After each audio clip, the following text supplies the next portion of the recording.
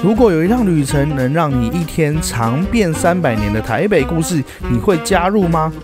這次我們走進台北的美食心臟中正區，每個人心中都有一種閉上眼就會想起的味道。今天我們要找的就是那種承載記憶的滋味，一顆撕開就溢出油香的老味道肉包，一碗讓傳統涼麵變得更有生命力的 Q 彈麵條，還有一份藏着飲水思源故事的排骨菜飯。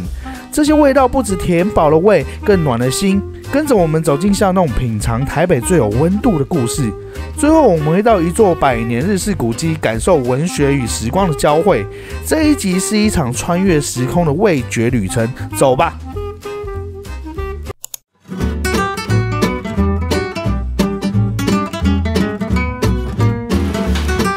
這一間是康樂意小吃店，它是40年在地老字號。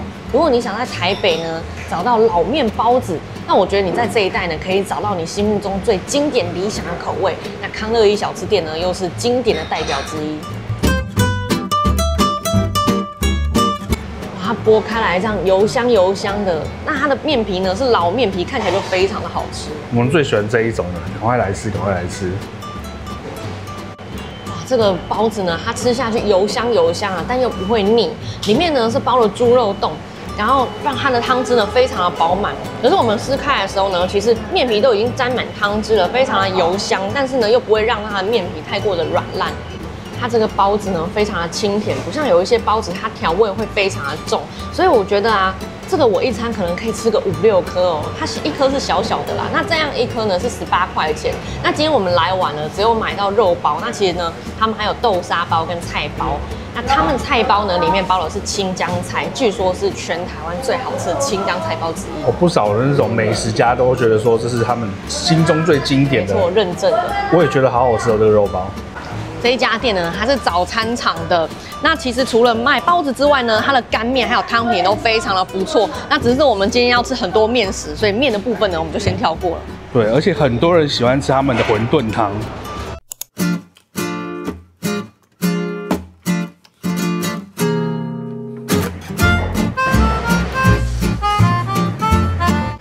這一家是蘭花亭涼麵。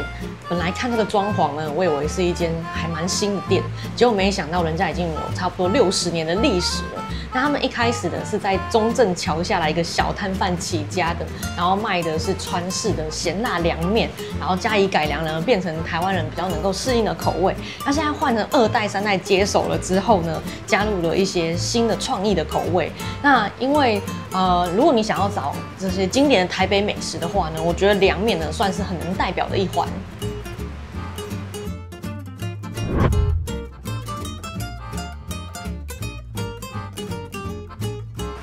我們本來在這附近呢有找到另外一家涼麵，然後它的評價數是比較高的。我們就是這2間呢再選一間，到底要吃哪一間好？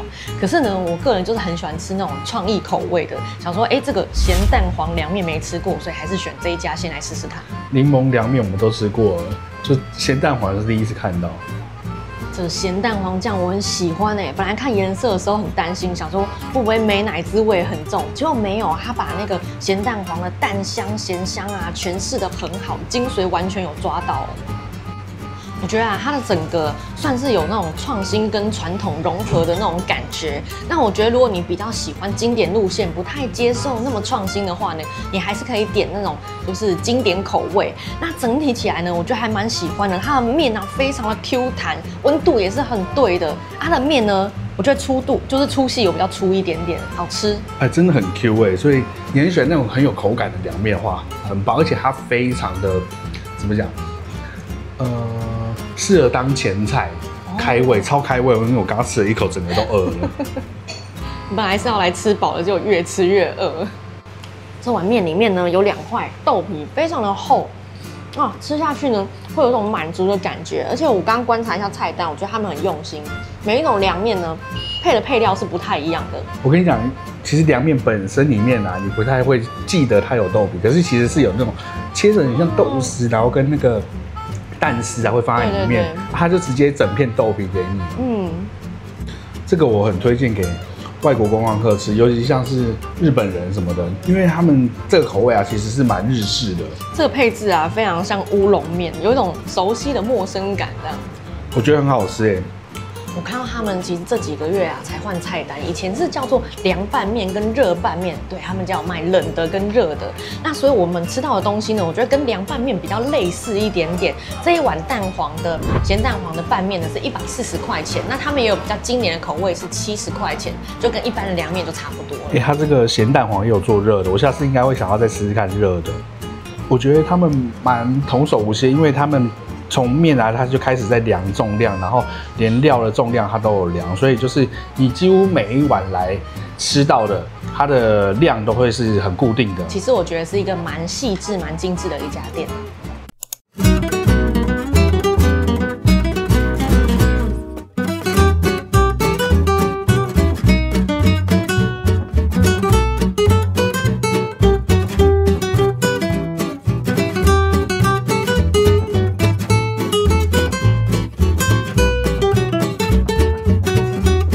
這一家是蔡萬興，它也是老店，已經有72年的歷史了。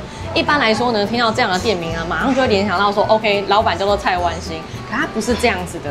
這要說到國共內戰的時候呢，因為這個上海蔡萬興餐廳的老闆啊，幫助這間餐廳的老闆逃到台灣來。那這個老闆呢，為了要紀念他，所以就把餐廳呢也取作叫做蔡萬興，來紀念那個幫助他的人。這家餐廳呢，它是寧波菜系的。那一般來說呢，來這種餐廳都要人比較多，然後才能夠點大菜。可是呢，它也能夠吃小吃，所以我們剛進來呢，就看到很多那種就是1個人、2個人啊，然後來吃一點點這樣子的。那我覺得這個餐廳非常的棒。我們剛看到菜單啊，就是越看越想點，可是我們今天要吃的東西實在是太多了，會吃不下。你點了1個，就會看到下一個，哦，那也想要點1桌來吃。這家店呢，會是可能下一次我們比如說朋友聚餐啊，或是家庭聚餐的名單。我跟你講，我剛剛看他小菜櫃超厲害，那種都是那種很功夫的菜。好，我們现在吃我們今天點的，我們今天幫大家點的就是它最經典的幾個口味，這樣。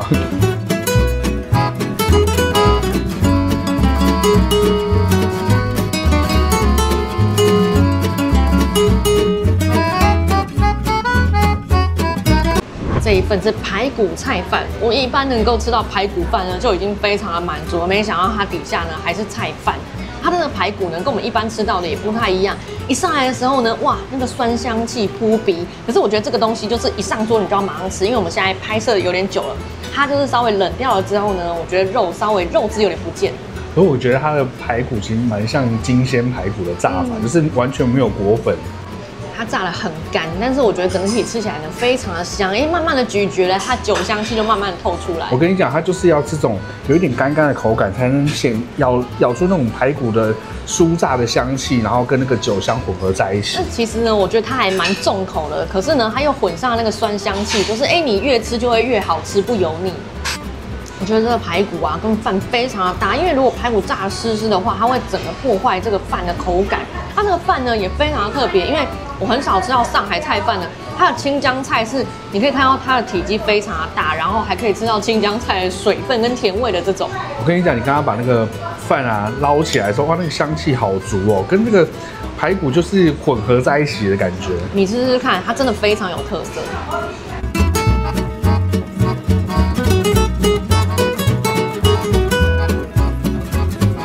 这個是湖州肉粽。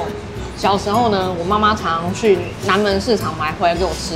然後我第一次吃到這個肉粽的時候，我超驚豔，因為它米粒怎麼會這麼黏糊？雖然說黏糊的東西聽起來好像不是很好吃，可它就是超好吃的。然後再加上裡面的肉塊呢，它是這種一整塊的，你看，哇，這個單吃也會覺得非常開心的那一種。而且你剛剛一拿起來，它感覺已經非常軟爛的這樣子。對，而且我要跟你說哦，就是他這一家的湖州肉粽啊，厲害就厲害在，雖然是糊感很重，可是裡面你看哦，這個米飯還是粒粒分明的，所以你同時可以吃到2種口感交織在一起的感覺，就是這種感覺。你雖然看這個肉表面一絲一絲的，它每一絲裡面呢都粘着一層那種膠質感。好舒服哦！你剛剛吃到這第一口的時候，那個眉毛真的是看起來非常的討厭，糾結在一起。對，一定很好吃。你看，這一塊也是精華，這個油啊，如果融在米飯裡面也是超好吃的。而且呢，我跟你講，這個肉啊，吃到後來還會有酒香慢慢的滲出來。它這些菜吃一吃真的會醉，我跟你講。我說真的，我覺得這個比南門市場精緻許多，但價錢好像是差不多的。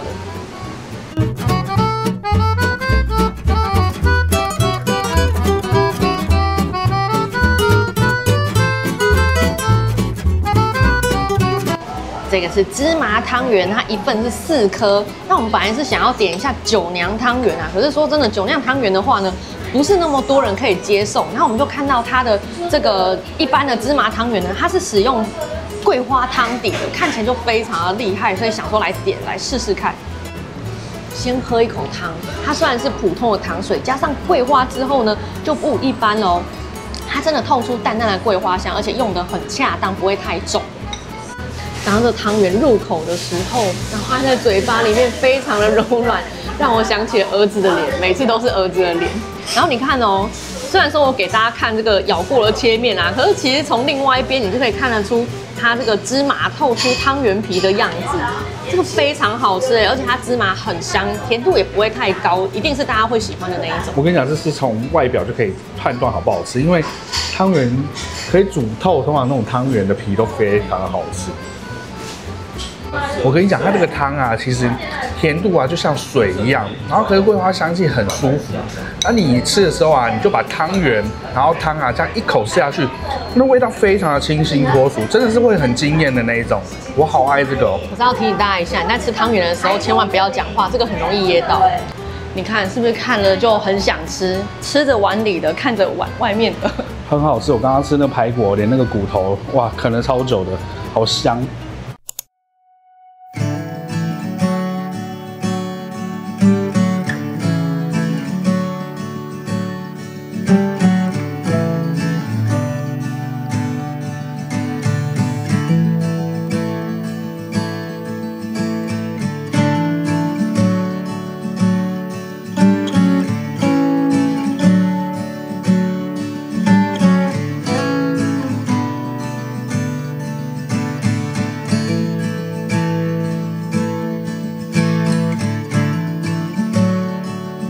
带大家来一個適合發呆的地方，這裡是紀州庵文學森林。這個地方呢，非常適合你飯後約3、5好友一起來走走散散步，坐着聊聊天。我剛剛還有看到有人帶一個小小的墊子在這邊躺下來了，可是我不太好意思拍他，就是了。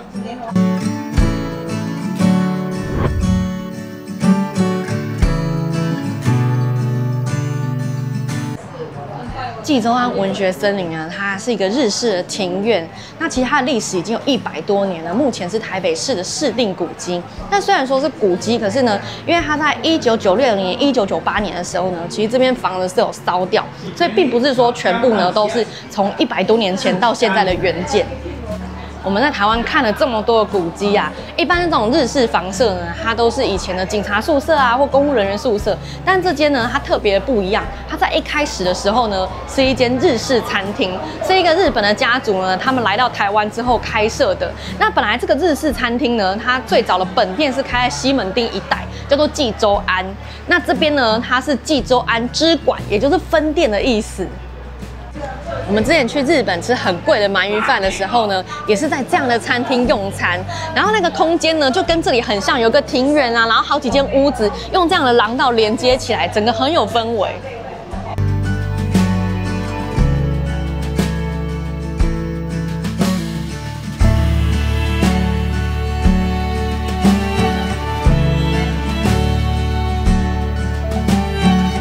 非常的涼爽，雙面通風。我們剛剛來到這邊的時候呢，還看到有人在那邊小小的休息，偷睡一下。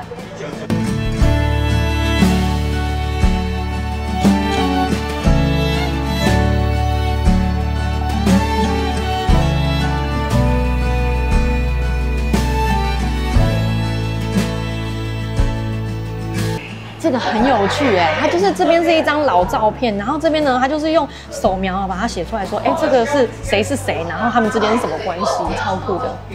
我跟你講，它這邊真的非常適合躺，這邊10個來的人，有9個人都在躺。這麼有文學氣息的地方，就只有你一直在躺。我跟你講，他還準備好那個墊子讓你好好的坐。他說你只要好好使用都可以使用，好舒服哦。Okay.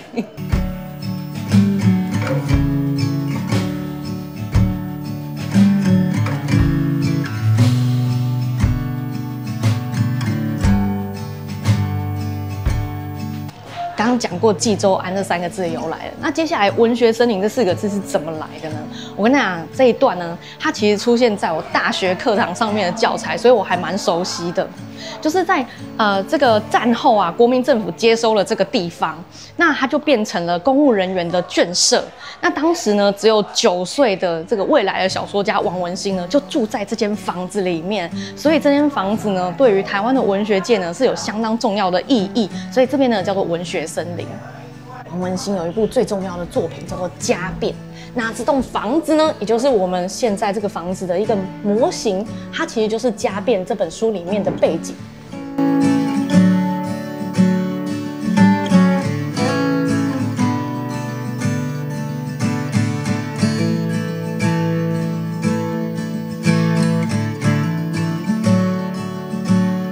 这裡面不定期都有展覽，很適合進去走一走。那入內呢是需要拖鞋着襪，那如果你沒有穿的話呢，可以到旁邊買1雙30塊而已。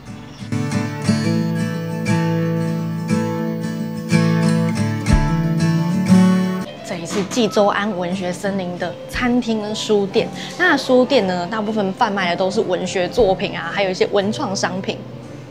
因為這個紀州庵文學森林呢，其實就是跟王文興呢是密切相關的，所以它這個書店裡面呢，還特別設了一個專區，就是王文興的選書區，所以你可以在這邊看到他很多的作品。這邊餐廳有一個很有趣的地方，就是這個作家私房菜。那這個作家私房菜呢，它其實是作家的配方、作家的食譜，他們親自呢來到這個餐廳呢，教餐廳說，你們要怎麼做怎麼做，然後餐廳按照那個樣子去做給大家的。我覺得超酷的，還有分春夏秋冬的菜給你。哦，真的。我是蠻想要吃那個方子的紅燒肉了。我覺得啤酒鴨看起來很好吃。你們看我身後的這幾棵大樹啊，其實是當時呢在成立古蹟的時候呢，這邊的居民護樹的成果。那我覺得呢，這幾棵樹多多少少跟文學森林的森林這2個字有點關係吧。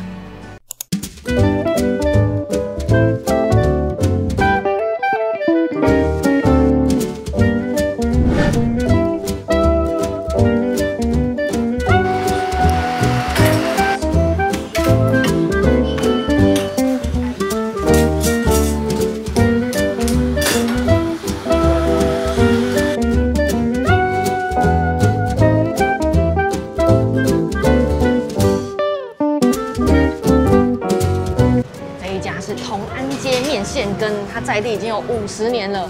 那這間呢是我們的朋友推薦我們的，他說是他吃過最好吃的麵線羹。雖然說這種話我們聽多了，不過我們就姑且來一試，看是不是真的是最好吃的。剛才上桌而已，你就說我跟你講這超好吃，我想說你都還沒吃到，是好吃在哪裡？我說它超厲害的，因為它很特別，等一下跟大家講多厲害多特別。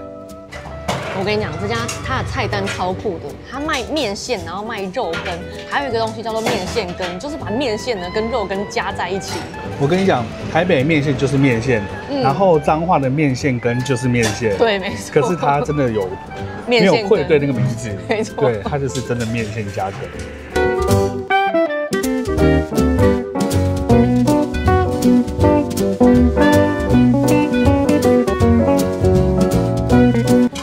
出它原本的麵線啊，是那種大家喜歡的經典口味，就是有夠鹹，然後呢，它的柴魚味也有夠重。可是加肉羹之後呢，你可以吃得出來，它就是2個加在一起的味道。然後那個湯啊，這樣子稠稠的，可是很香啊，裡面呢都帶點甜味。我跟你講，因為它應該是說它的肉羹是偏甜口的，所以它这整碗其實是蠻像麵線，可是是更甜口的，帶一點點偏向了肉羹去的這樣子。但是很好吃，真的很好吃，而且它裡面那個肉羹很扎實，它裡面好像有放像貢丸的東西這樣子。肉羹也很甜哦。对，其實目前現在來說，1碗50塊，我覺得算是不貴了，因為現在很多都80、90塊。真的是銅板價。對。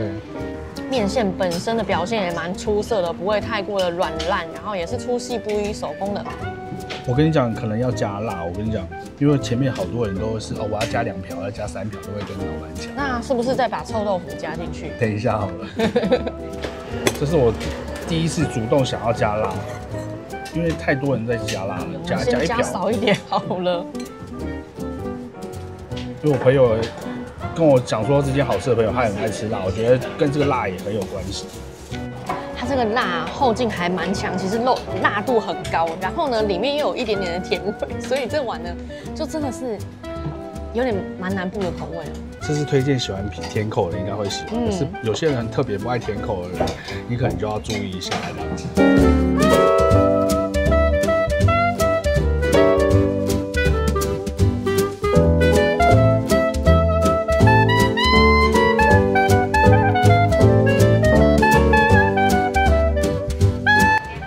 臭豆腐，他們家臭豆腐比较特別，一般大肠麵線配的都是炸的臭豆腐，可他們家是紅燒臭豆腐。我跟你講，喜歡吃辣的這間一定要來，因為他們家玩辣真的是非常厲害。我吃不了太辣，可是它的辣真的是有夠香的。我有刚刚沾的那個麵線的那個辣也很好吃，它那個是屬於辣喉嚨的那種辣。它這個辣哦，跟剛剛那個辣椒醬的辣又稍微有點不一樣。豆腐本身呢也很讓人驚豔，它的口感呢扎實 Q 彈，竟然有一點點百葉豆腐的口感在裡面。這臭豆腐非常好吃我覺得這一碗是那種重口味會很喜歡的，而且那個吃下去，它的豆腐其實是非常的扎實的，可是咬下去的時候，那個湯汁還是會從中間爆出來。就連我吃不了太辣，可是我都會想要一口接一口了。而且它的那個香菜加超多的，討厭香菜的人一定沒辦法接受，可是愛的愛死了。它這個紅燒的醬汁裡面啊，真的是非常香，然後裡面還看得到豆瓣啊，還有蝦米，我覺得它很像什麼小魚辣椒的那種辣。它整個湯汁的味道是有帶甜的，而且是蝦米的甜，然後跟它湯汁的甜。哇，這豆腐真的覺得蠻值得來吃的，而且它很適合加麵。對，你如果買個3、4碗啊，然後回去做一個臭豆腐鍋，哇，那個高級享受。你要說它是最好吃的麵線，我不敢說，可是這個臭豆腐真的是這附近最好吃的。我也是這樣覺得。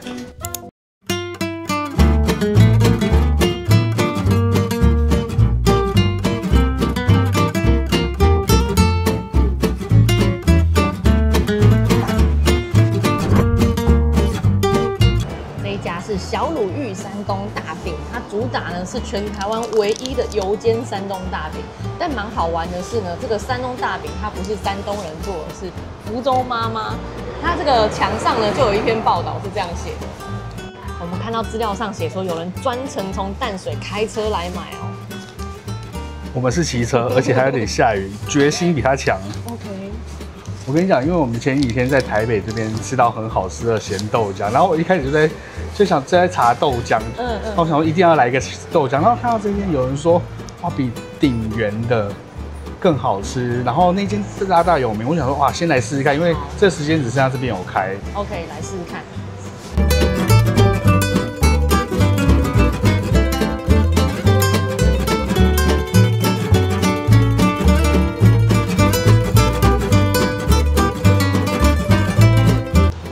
小时候也蠻喜歡吃山東大餅的，所以也不算陌生。但這個山東大餅呢，是我吃過最特別的。咬下去呢，哇，它那個酒釀香氣之濃厚，然後裡面呢非常的鹹香。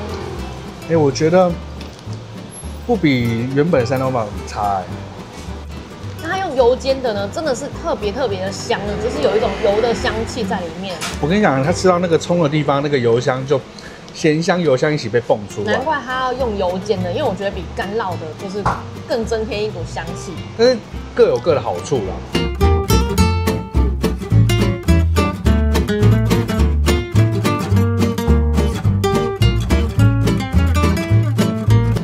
這是我個人很愛吃蘿蔔絲餅，看到一定要點，所以就來吃吃看。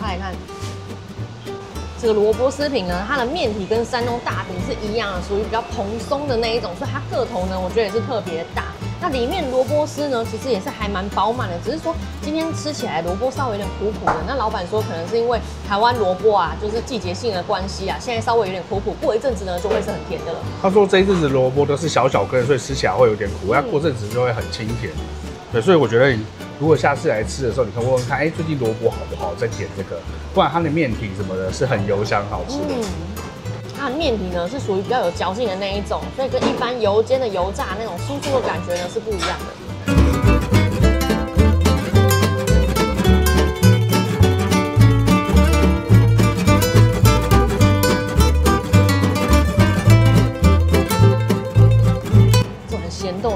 剛開始喝的時候呢，喝得到一點點焦香的感覺，然後有一點醋的酸味。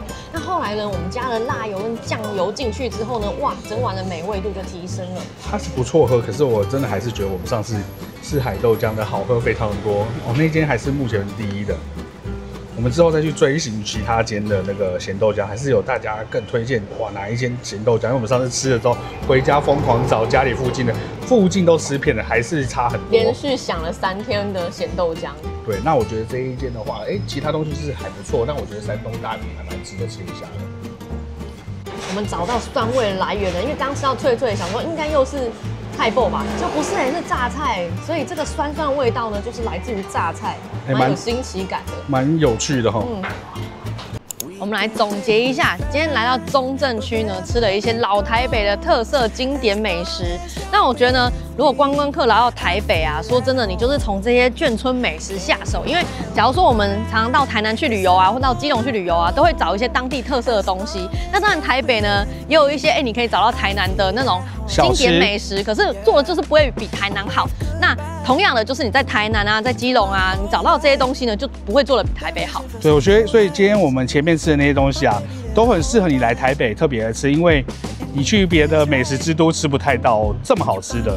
今天我們在這個行程中呢，也安排一個紀州庵的景點。那其實整個範圍呢，步行起來呢不會太難，不會太久，所以呢，大家可以安排成一個輕輕鬆鬆的美食景點半日遊。我覺得啊，如果你是住附近的縣市的人，你也可以特地來這邊吃，因為我們剛剛在排隊吃那個麵線羹的時候啊，剛好就碰到有看過我們頻道的觀眾，然後他們也是特地從鶯歌跑過來的，所以他們就是大家也都是這樣，自己住膩的地方都不想吃了，然後可是來附近周圍來吃啊，都還不錯。像說你看，你如果是住在什麼三峽、桃園啊，其實來這邊我覺得都算是方便。然後這些特色可能你在你那邊可能吃不太到，我就覺得大家可以來嘗試一下。我今天找的我覺得好吃的幾樣東西，我會貼在片尾上面說，今天的 MVP 是什麼？那給大家參考。我們今天就先到這邊。那如果大家呢有什麼其他好吃好玩的，也可以繼續留言給我們。那我們今天就到這邊嘍，大家拜拜，拜拜。